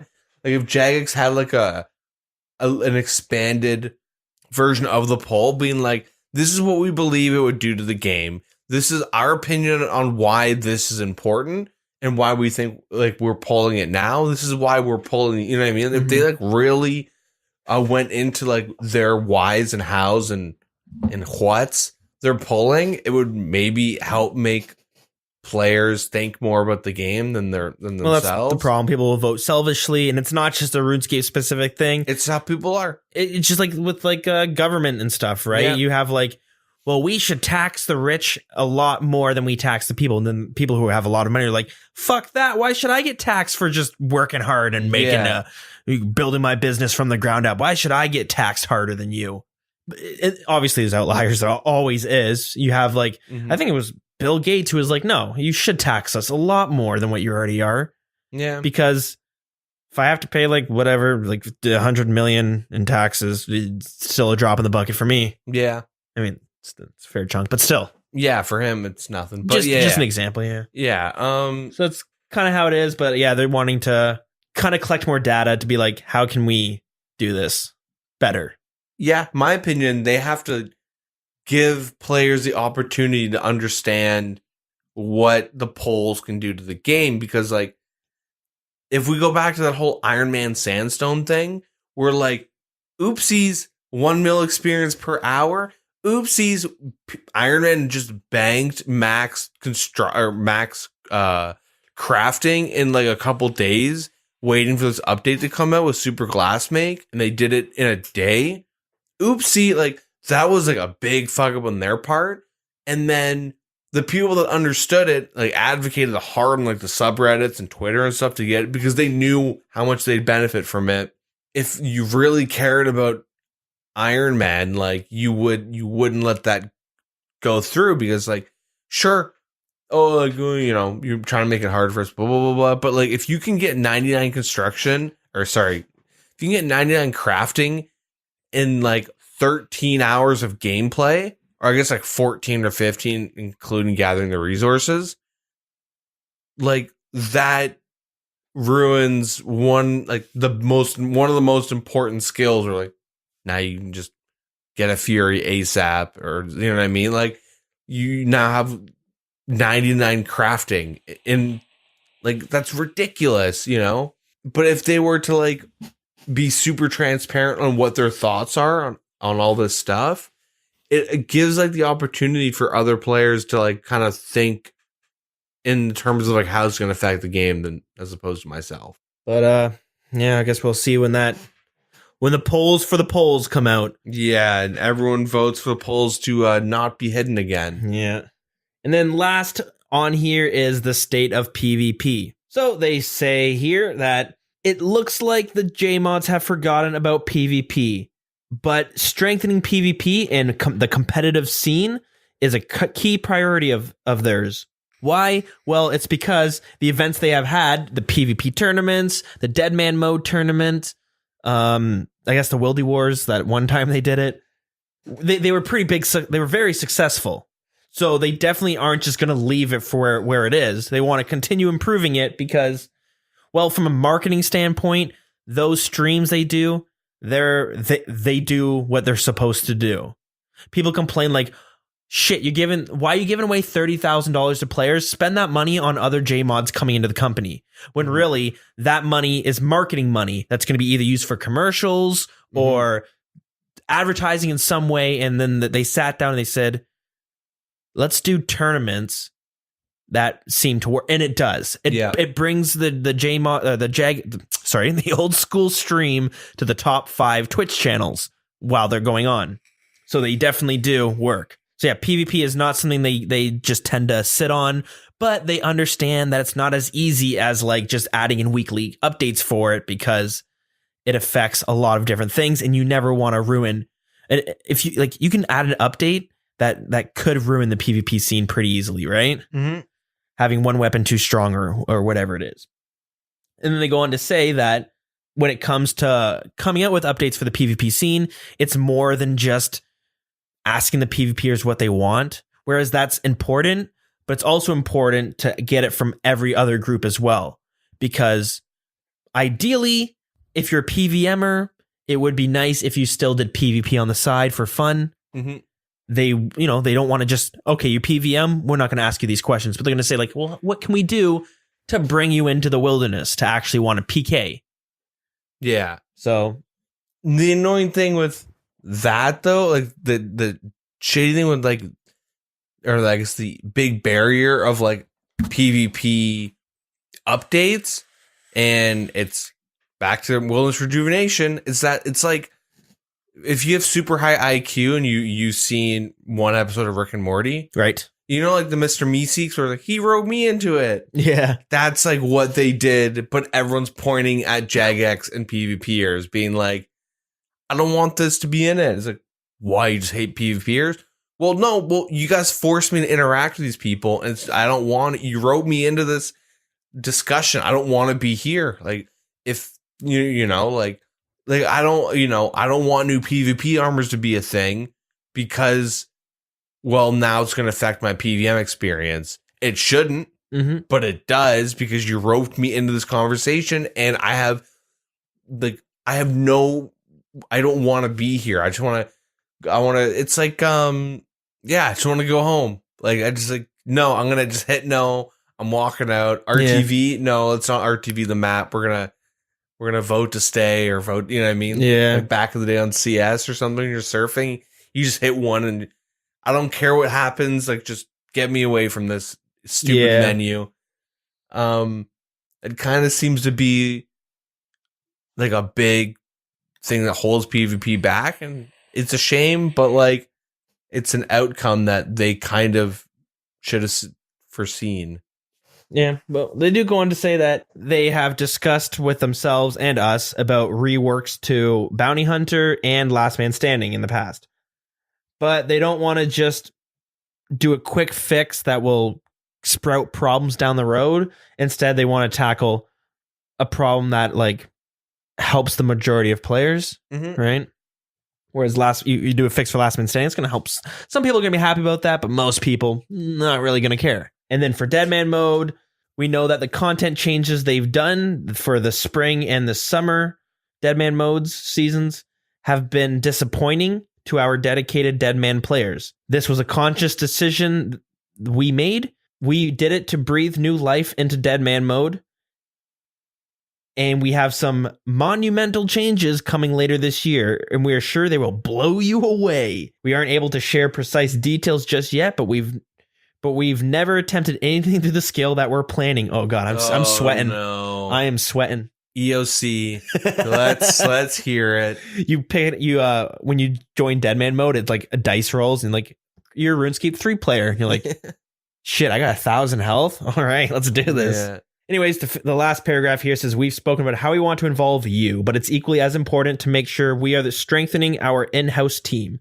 With a new director of community and the impending arrival of a head of esports, whoa, what a job title, coupled with continued recruitment of content developers, we're positioning ourselves to be able to take PvP and competitive gaming further than ever before. Nice. They end this one strong. Arenas, they're finally listening to us. Maybe. I mean, they had ideas for it in the past, too.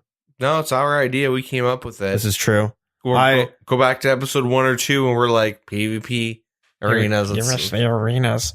And then I want to be the NPC. I want to be decked out in, like, third age gear. I want to be like Joseda's can't hate us because he ain't us, like his cousin. Yeah. I want like third age gear and, like, actually, no, give me full dragon, like dragon plate body and stuff. Make the name, like, Dan Dilzarian or something.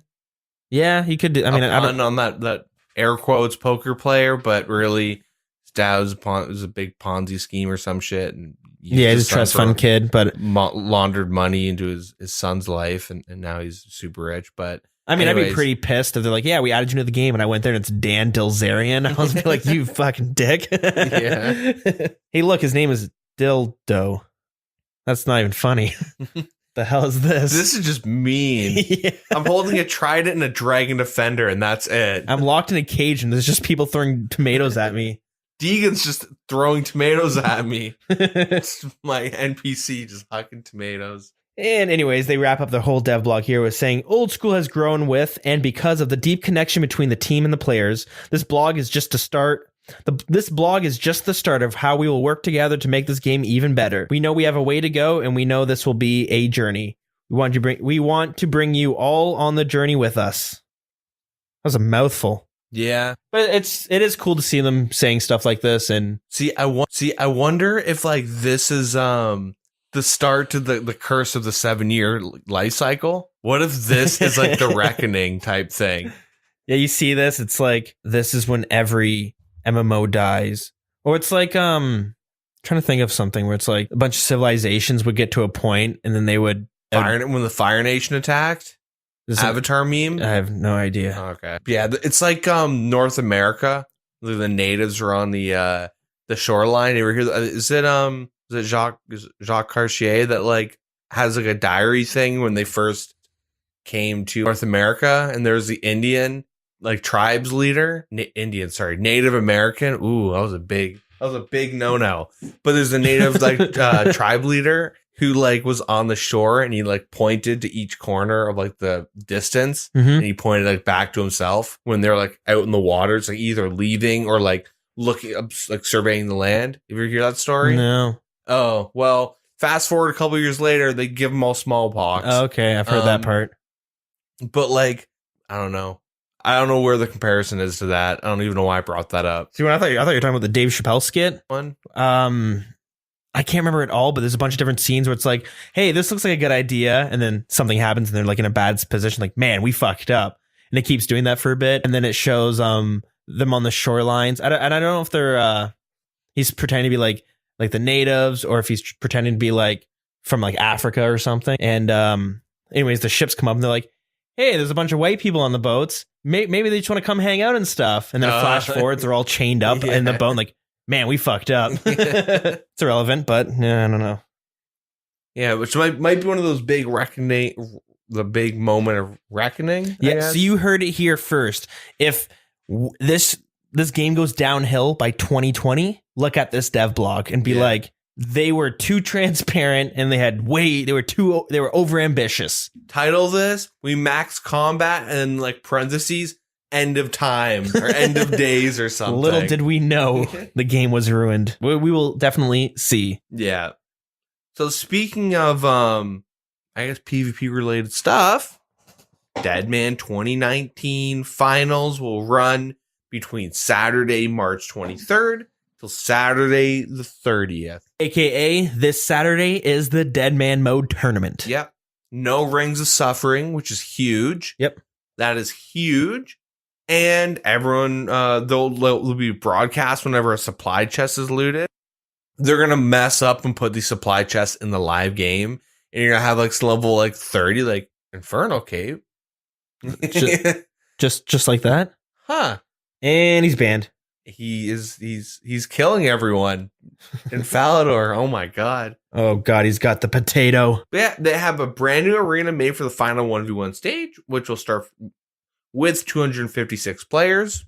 Yeah, they custom do these arenas every time, and they look awesome. Mm-hmm. They look very cool. And then right after the final hour, they always will start a new season. So the summer season will start right afterwards. Barrels will come out on the 7th day of the new season. They added more potions to the Bounty Hunter store, so you can now buy Super Combats, Extended Anti-Fire, Zamrock Brews, and Antidote Plus. All right. Interesting. Is it? Extended Anti-Fires, I'm assuming for Rune Dragons. And then the first 4 weeks of the season, certain activities will yield double drops for their uniques. Week 1 Revenants, Week 2 Barrows, Week 3 God Wars bosses, Week 4 Wilderness bosses. Which is why are God Wars before Wilderness? What crazy thing do you need from a Wilderness boss? Like, that's Rings, the wards, Obdium, and not malicious. What's it called? Oh, the Odium Malediction wards. Yeah, malediction. Supplies. But wouldn't you like dragon pickaxes, baby? Want to run that Chamber of Xeric? Shouldn't that be before God Wars? You're getting bonus drops from like they have their reasons. I'm not too sure. Yeah, who knows? And then we'll talk about some quality of life changes, which this first one I didn't realize I am so against, and it's for one meme and one meme only. They did a graphical update to Karamja gloves. So now they match the diaries of like easy, medium, hard, like they're consistent. Yep. But now I can't wear Karamja gloves and tell people I have angler gloves. I used to love doing that because they're green and they match the Angler outfit perfectly. I had a feeling it had to do with the Angler outfit. Yeah. It matches so well. And because there's also like the meme of like, you tell someone to go get the angler gloves as part of the outfit. God, what a horrible thing. And then they're stuck doing fishing trawler for like 12 more hours before they look at the wiki and they're like, oh. At least I got like 6 manta rays. Yeah. The Black Knight kill score is now tracked in the Wanted Quest Journal and shown in the POH Achievement Gallery. Cool. An equipable oily rod.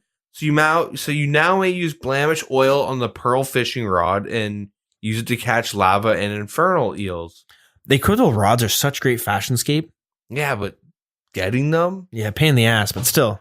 The chat box open and closed state will now be preserved over logouts. That makes sense. So if you have it closed, when you log in or out, it'll stay that way instead of always opening. Cool. And then the pure XP bug that we talked about last month, and they pretty much tell you how to fix it. So if you don't know what the pure XP bug is, when they did the quality of life with remembering of your attack styles, it changed. Everyone's reset. Everyone's attack styles are set in default to attack and stuff. But the big thing is that there were like staves specifically, so it affected like Omni Mall accounts and stuff. But like some of the weapons weren't given the right experience for the attack styles, and there was a lot of really weird issues. So people got defense experience when they should have been getting strength. And Jagex was like resetting some of the accounts, forgot some, reset some main accounts that weren't even involved in the scenario. And then, which is what I had planned to talk about for community chatter. But hey, we're talking about it. So let's bring it up. So an Iron Man named Iron Dairy, he had his defense reset. He has a picture that he put on Reddit where he has 1 defense, and he's showing the quest points he have, which is 269. And you need defense to get some of the quests done. So there's no way. So he was not rightfully, but his defense was lowered. So he goes and makes a big ruckus about it, as one would do. And the JMods were like, okay, no problem. We will give you back your experience.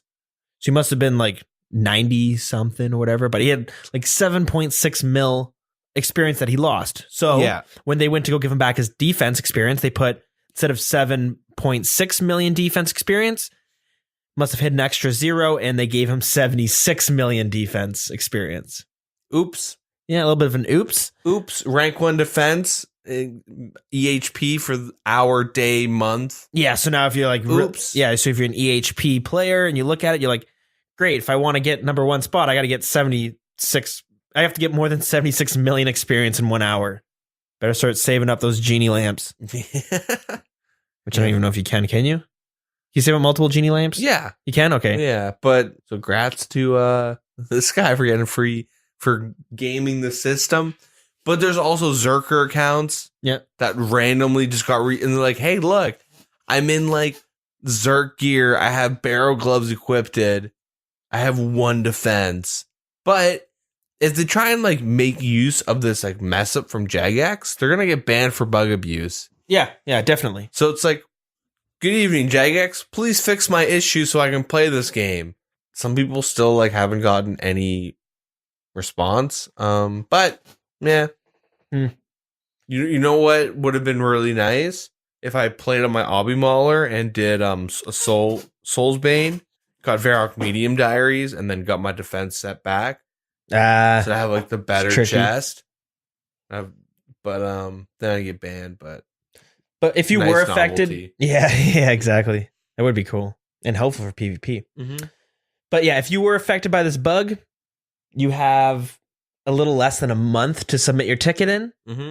So April 22nd is when they will be closing their support for this. I guess because they don't want like in 6 months from now to still having to like deal with this issue. So I guess it makes sense. But as a bonus, if you were affected, you will get a free 21 days of membership for their gratitude towards your patience. Yeah. So cool, Jagex. Yeah. You guys being pretty nice. Imagine these days. being able to play a busted account for like 20 days, and then he's like, you're not banned, but here's a free month of membership, baby. She Almost a month, but lastly, this is some big news. So everyone loves voting so much. Well, vote again, but not in RuneScape. Vote it in somewhere else. So they say, we are delighted to announce that Oldschool RuneScape has been nominated to win the EE Mobile Game of the Year award at this year's BAFTA Games Awards. I don't know what any of those acronyms mean, but they're there. The release of Oldschool on mobile was met with phenomenal reception, and we hope that with your vote, we can bring the award back to Jagex HQ. Voting is open for UK residents or those of you with UK phone numbers. Okay. Wait, so I can't even vote? let's just move on. Irrelevant. Oh, so you put in your RuneScape name, your password, your mother's maiden name. But these are the games that are up for the award. All Stars? Never heard of it. I might have to try it out. Clash Royale? It's kind of a good game. I haven't played in a long time because it's very pay to win, but I see a lot of people playing on the bus. Yeah. It's fun for the few bits that I played it. Fortnite Mobile. Fuck those bastards. Yeah. Old School RuneScape. Pokemon Go. I still see people playing it. Yeah. Actually, I started playing Pokemon Fire Red on my phone, just using an emulator. And I was talking about it with someone, and they were like, we were chatting, but I was kind of confused. And then I realized they thought I was playing Pokemon Go. And then lastly, Roblox. I know that game's hugely popular. No idea what it is. Do you? I know there's a lot of game modes. It's like it would have been the equivalent of like us playing Habbo Hotel, but you can like play shooters and like it's like Minecraft meets Habbo Hotel. Interesting. I've never played it, but it's the best thing I can draw from it. Kids play it. It's super weird. It's like maybe like kind of like Gary's mod, I guess, where there's like really weird modded servers you can play. That's interesting. I do know it is the like biggest mobile game. Like, yeah, like, dude, little kids love playing it. Hopefully Old School is up there, but you know, against Fortnite and Roblox, that's the problem. Yeah, that it's going to be competitive. But hey, it's up there. It's on that list, and like only people in the UK can vote on it. Which might be a benefit, though. It might be a benefit. Yeah, so straight up, even if the polls aren't hidden, vote because hey, you gotta put. You know, we don't want that game to be last. If it's like second or third, you know what I mean. If it lost to Fortnite and Roblox, that's not bad. That's pretty good. Yeah, because those are like they're titans. Yeah. Okay, so if you are from the UK, you may need to bring me up to bring me onto the same page. I think EE is a phone provider. Oh. I think so. I'm looking at the site right now, and it's kind of confusing because it says like pay. There's a section that says pay monthly and billing and payments and current usage, and then it has a part like upgrade to the Samsung Galaxy S10. Okay, yeah, so it's probably like a cell phone provider type thing. So I guess it makes sense why you need to be in the UK. Yeah, because it's there specifically. What a marketing ploy, though, eh? Yeah. Up next, Rogers Game of the Year, but you need to own cable, home phone, cell phone, and internet to vote. And like or like app of the year, and it's that like what's that Chinese like social app that people that the Chinese Facebook. I don't know. I know there's a Korean one like called Kikuru or something like that. Yeah, like they just have like those apps. The whole UA cell phone tower meme. But yeah, if you can go vote, go ahead and vote. It would, I guess, look nice, right? Yeah. And maybe we'll all get a bunch of free Twisted Bows as a reward. Yeah. Maybe. And I guess that's basically it for news. Which also means that's it for community chatter because I had already brought that part up. Which means we move on to the segment where normally we would teleport back in time and talk about what was happening this week, 19 years ago. I don't do math, but we'll be talking about that. But guess what? Nothing happened this week. Mm-hmm. So yeah, the team is still very small at this point. So they aren't one or three brothers or something. There's a handful of people and probably people getting contracted in. And the sound effect for cooking at this point was still Ian Gower. No, I'm thinking Andrew Gower. Sorry, right? That's the guy who created it. Well, their mother was like cooking. Yeah, she was cooking bacon, and he recorded it, and he's like, I'm going to use that for cooking anything in RuneScape. Ow! Shit. You hear like fire alarm going off. So nothing really happened this week, which means we get to move right on to lore.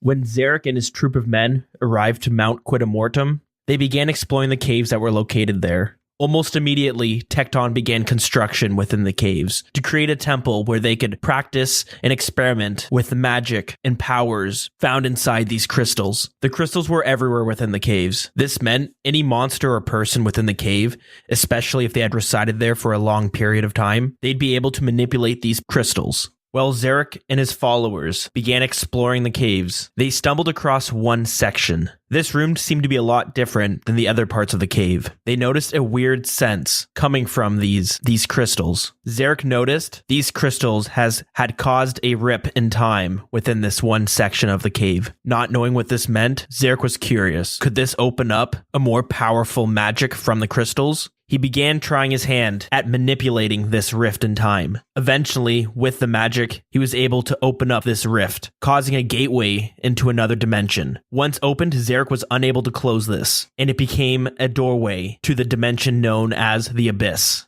The Abyss is a place where extremely dangerous creatures reside. And once this dimension was opened, it became a two-way mirror where people from the real world could get a glimpse of the Abyss, and vice versa. The creatures of the Abyss were able to see into the world of Gielinor. The creatures within the Abyss have an unknown power of magic within them. Not enough information is known about these creatures. But with this new gateway opened into the new dimension, a monster that looked like a massive wasp-like demon squeezed through the gateway into Gielinor and RuneScape itself. Xeric and his followers began to fight back, trying to slay this demon in hopes to cause it to flee back into the Abyss, hoping they could then close the gateway. Although they were unsure how to, as the magic, once opened this gateway, was too powerful for Xeric and his men. But this massive demon-like wasp was too strong for his followers. They fought, but soon it would seem like they were defeated. They left the cave to regroup and formulate a new plan. Xeric, as stubborn as he is, refused to accept defeat, and he went back in there with the plans to tame this creature,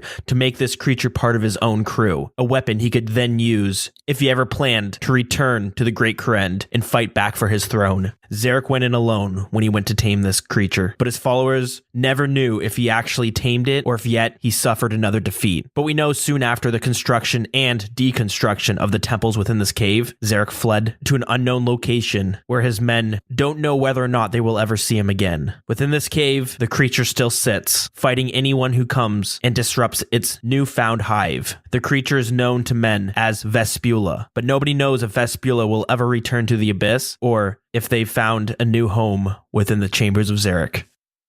Now that we're back, we'll take a quick stroll to the Grand Exchange.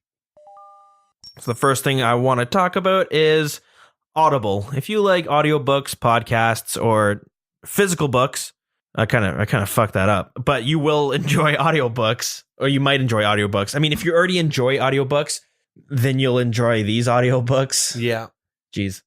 And podcasts. Yeah. You might enjoy audiobooks too. Definitely worth giving a shot. You can do that at audibletrial.com/wild, where you will get a free month and a free audiobook. You know, the best thing about it is you can try it for the month and you can get a full book, which is like 20 hours of content, and you can just cancel your subscription if you figure maybe you don't like it, or maybe it's too expensive or something, but you will keep that book. And if it is something you enjoy, then every month you get free credits for a book. Mm-hmm. And I do know that some of the audiobooks are pretty expensive. So if you want to just pay for them outright, it is pricey, but it does seem to, it's like a big job. You got to hire narrators and stuff. And there's some books that'll have like 3, you can choose which narrator you want. Oh yeah. And they're like crazy voice actors and whatnot. Yeah. Yeah. So it's if you're, maybe you're out there working and you can listen to something, that maybe that's where you're listening to this. It might be worth checking out. So that's audibletrial.com/wild. But you can also support the show directly by going to patreon.com/thewilderness podcast. And our supporter of the week is Robert Yu. So thank you for supporting us. We greatly appreciate it. You know, I'm hoping to get these. I've been talking about these. I mean, hell, I've been talking about these for a couple months now about these like guest episodes. But I've been reaching out. I've been reaching out to some content creators and people who are like unique people within the community about coming on. And I've actually have two people that have responded about lining something up in the future. One is going to be in the summer because they have a project that they're finishing up, and which would be something that they would be talking about. So that will be in the future. And then one, hopefully in the next month or so. Now it's just about figuring out. Now it's just about figuring out a good time that we can both, you know, be on and not be busy, because I have school and they might have school as well, or they might have work. And so whatever it is, we have to find the right time to line it up. But I'm excited that I got 2 of the thumbs up already, even though one might be in the future, but still. And I have reached out to other people as well that, you know, just waiting for a response as well. So that should be coming out sooner than later. The reason I bring it up now is because when they do come out, the idea is to have it come out a few days earlier on Patreon. But don't worry if you don't want to support us on Patreon, or you don't have the money, or whatever it is. Get out. Yeah, just you're done. No, you will get those bonus content coming out for free a couple days later, and it'll be coming on the same feed probably. I know some podcasts, they like open up another channel where they like have their different pieces of content. Like Hardcore History, they did that. They have the normal episodes coming out on Hardcore History, and then they have Hardcore History Addendum. I don't know if I'm saying that right, but anyways, in that he has different things like interviews and stuff like that, because he wanted to keep channels separate, sort of. Mm-hmm. So I don't think I would do that, because that might just get confusing. Yeah. But I mean, I guess let us know what you guys think. Would you want it all falling in the same feed? You know, let us know. And now that we've said all of that, let's bring it right home to what we have going on with the show. I've mentioned before that we have this event coming down the road. No date is planned yet, but it'll probably be either at the end of April or sometime in May. It really falls down to how my workload is at school, because it is getting close to the end, which means I might be getting some big projects handed to me. I'm not too sure, but I'll definitely be finding out soon. But the event's going to be a Jeopardy event. It's just, we're going to be playing Jeopardy, but instead of, you know, trivia, it's going to be all RuneScape trivia. We'll have 3 to 5 people to sign up for that. And it'll be just like the game show. I found templates online that you can choose, and each category, I think I worked out to be like 1.5 mil. So if there's like 6 categories, that's like, I don't know, do the math, 9 mil that you could win potentially, or 18 mil potentially, because that big question at the end, you can double your money, right? Mm-hmm. Yeah. Keep your eyes out for that. There's going to be some good money to be had there. Yeah. If enough people like it, maybe we can do a couple events in, you know, maybe a couple in one day or different weekends or something. But yeah, keep your eyes out for that one. And we also have a book club coming on. So we're reading the novels from T.S. Church. There's 3 of them. The first one's Betrayal at Falador. So you can get on the Discord, and we're kind of picking a couple chapters each week and kind of reading through it. And there's a handful of us doing it right now, and I'm kind of busy. So the chapters have been very light. So what I'm trying to say is you can still catch up if you're interested on that and you're an avid reader. Yeah, that's all happening on Discord there. You don't have anything going on, right? Working on that gold guide stuff. Right. That's pretty much it. Just cracking away out of that, writing down a script. Yeah. My big issues are making it interesting for like a podcast. Yeah. I could just do like YouTube videos, but the people that prefer podcasts wouldn't get it. So like now I'm like, it's an ocean out there too with YouTube content, right? Like I just like want to. I said I'd do it. So I just want to get it done. I want to do it like well, and have like you guys be able to take something away from it. Like learn or. So it's pretty hard for me to like figure out how to make it interesting for a podcasting format. So like, yeah, I've just been kind of tinkering with that type of stuff, testing out some things. But yeah, also, it's pretty much it. Like the next like couple, like this week and next week, a lot of like work. Like, I've been working a lot, so I haven't had too much time to work on it this week as opposed to like before. But hopefully I'll get that done soon enough. Cool stuff. Sounds good. Yeah, if you want to hang out with us in game, you can do that at Wild CC. Our Facebook is facebook.com/The Wilderness Podcast. Our Twitter is @TheWildernessRS. And our email is thewilderness.podcast@gmail.com. And we have our Discord pinned on both Twitter and Facebook. And yeah, Deagin, you got your things. Twitch, Twitter, Deagin RS. Cool stuff. Our song of the week, not really randomly chosen.